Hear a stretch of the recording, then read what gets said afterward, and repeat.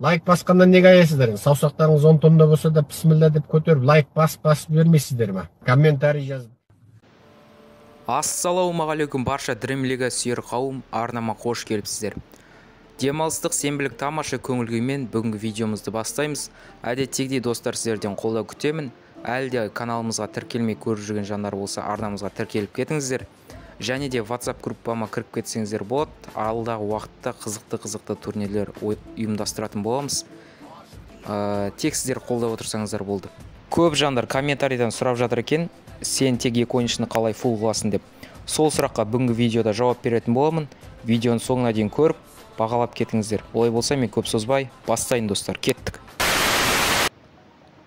Ең алдымен достар, менің составыма өтейік. Міне қарап тұрғандарыңыздай, бұл менің жаңадан басталған аккаунтым.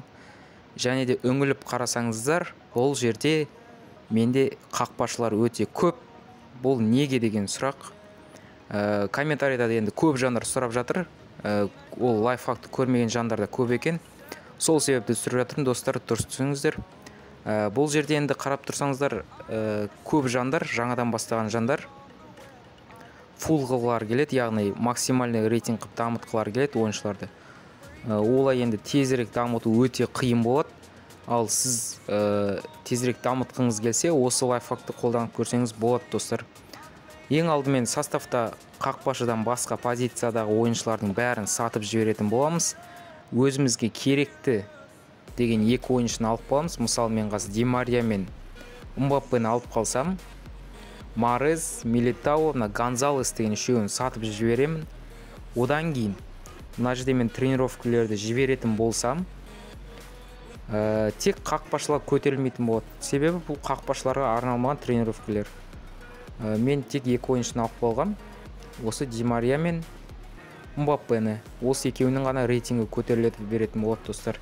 Мен көп видеоларымды осы лайфхак арқылы, осы тәсілді қолдану арқылы түсіремін. Оны өздеріңіз де білесіздер.